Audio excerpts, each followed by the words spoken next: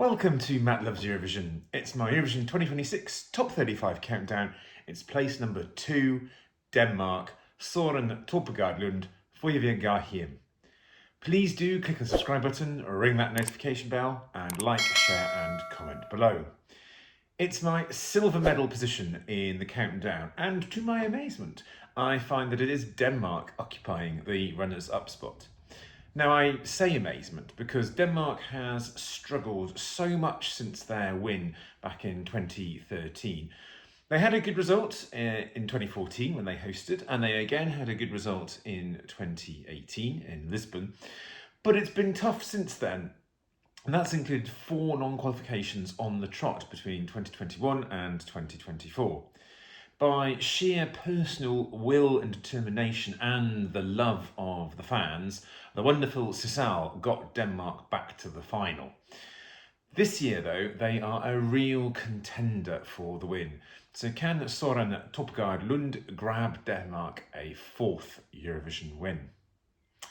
Now, Søren Torpegaard Lund, no mononym this time, is Danish singer-songwriter and also an actor.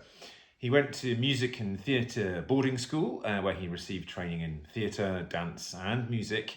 And after that, he was then accepted into a 3-year musical theatre programme at the Danish National School of Performing Arts. And when he started there, he was only 17, the youngest ever student on that programme. Now, following his graduation, he worked as a musical theatre performer, including playing lead roles in some musicals, and he won a Danish Theatre Prize in 2021. Then moved into the music side of things. 2023, he entered the Danish national selection for Eurovision, the DGMP, though he didn't make the final 3 that year. Followed that, released his first EP in 2024 and was back at DMGP this year. And this time he won, and he won both the jury and the televote in the super final. Now, hjem, or Before We Go Home, is co-written by Søren, along with a couple of other quite well-known Danish writers. Genre-wise, I would say this is sort of dark dance pop, but with some theatrical, dramatic overtones. It's a serious song, but one that is also pretty up-tempo. It's catchy and memorable. And it is accompanied by some really impressive staging that revolves around the use of a large sort of see-through box and some very sharp choreography. And you can absolutely tell the influence and experience of his musical theatre throughout this. And without it ever feeling like it is a West End kind of song, which clearly it is not. He's also got good vocals on him to add to that kind of overall performance aspect, and there are some really kind of standout moments again as you build up towards the end of the song. All adds up to, I think, a really compelling package. And I'm not the only one that really likes this. It's a very clear runner-up in the Eurovision scoreboard app. It was also the runner-up in the OGAE fan poll. I don't think we actually need to even look at the semi-final only version of the scoreboard. It was a clear winner in its semi-final. Nor do we need to look at the betting odds of whether it's going to qualify. It's joint favourite to qualify from that semi alongside Australia. What we do need to look at is its chances to win.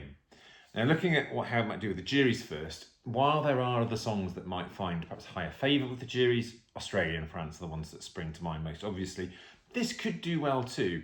The production and staging are really impressive. The fact that it does feature some really standout vocal moments all point it to being good enough to rack up plenty of jury points.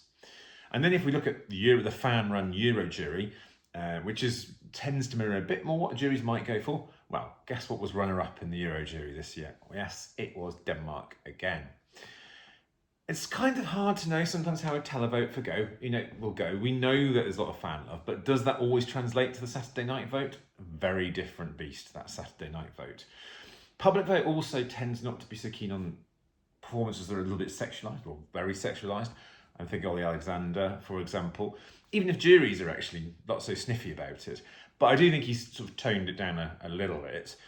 And for all these reasons, I think you can see why Denmark is currently 3rd in the odds. It's kind of jumped up and down between 2nd, 3rd and 4th. I do think his chances could actually be a bit higher than this. I think there is a clear path for Denmark to win. So while they might not win either the jury or the televote, they can do well enough in both of those that they could come through as the winner, especially if one of the other favourites slips up, or if one of the favourites is less popular than we expect in one of the two voting groups. So maybe Finland, for example, is not as popular with the televote as we are thinking it's going to be, or maybe Australia does not do as well in the juries as we think, whichever way you look at it. And I think if that's the case, I could be saying hello to my lovely Danish friends, of which I have several, in Copenhagen next May. We shall see. But let me know what you think, as always, in the comments, and join me as we will come back for my top choice. And I think you could probably guess what it is by now, but come back and find out anyway. Take care.